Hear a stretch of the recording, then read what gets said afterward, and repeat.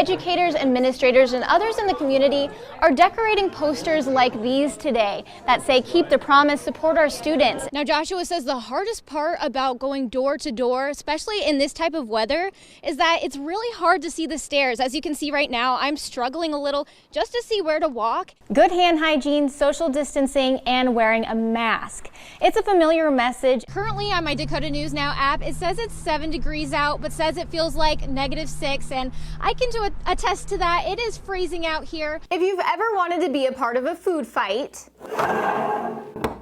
well, now you can. To target the spike protein, which are the pointy parts that you see on the COVID-19 virus. The space is empty right now, but Jen imagines once it opens, it'll look something like this. Now, before getting on the boat, there's some safety measures that you need to take in case you end up falling into the water. You know, they look like regular cabinets, but it is not. It is actually a secret pantry. And if you're thinking of getting a bike for yourself, you may have a hard time finding one this summer. And crews tell me that they estimate that this pile is about 50 feet tall, which shows just how hard they've been working these past couple of days. Before you place a bet, you have to put in your location. Right now I'm in South Dakota where it's illegal, so I can't participate. But if I cross the border into Iowa where it is legal, now I can place my bets. Throughout the pandemic, business has been steady for Tim Kunkel at Sioux Falls Laundry. However, he is feeling the effect of the coin shortage. 100% of my business revolves around change. We're a coin-operated laundromat. Right now, he's running low on quarters. I've never had to go to the bank and withdraw quarters before.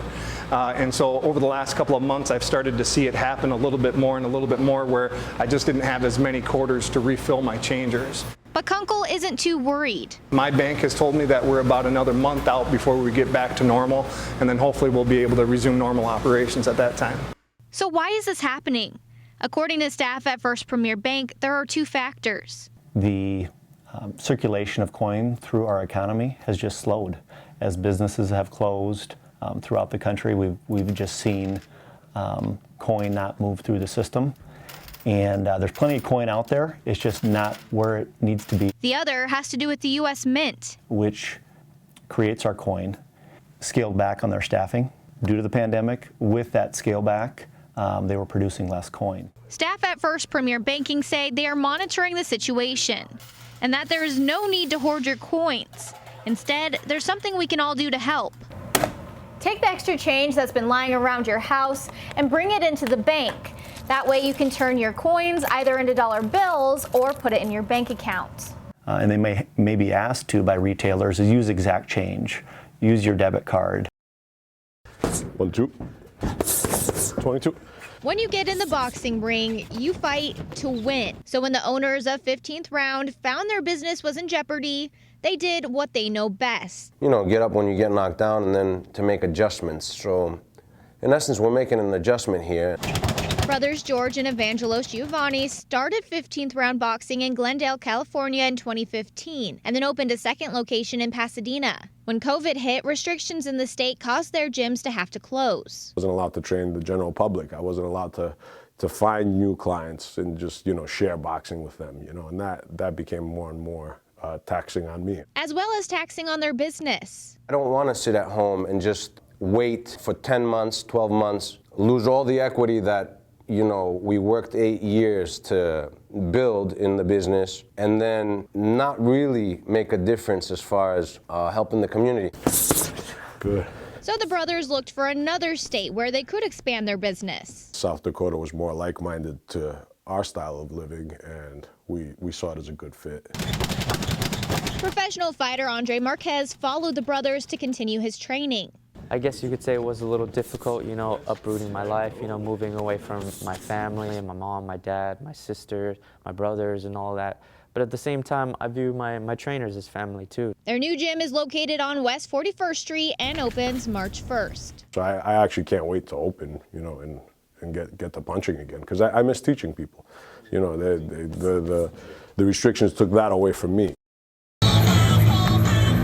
During the holidays at 1819 South Hawthorne Avenue in Sioux Falls, you can find Santa's mailbox.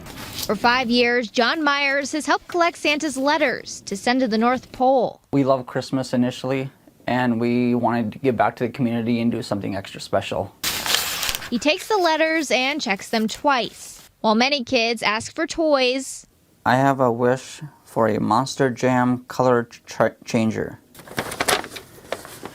Dear Santa, some letters this year are about the COVID-19 pandemic. are you and your elves wearing masks while working? Are you and Mrs. Claus staying extra careful in these COVID times? Or are you just so magical that COVID doesn't affect you? My wish list is that nobody gets sick.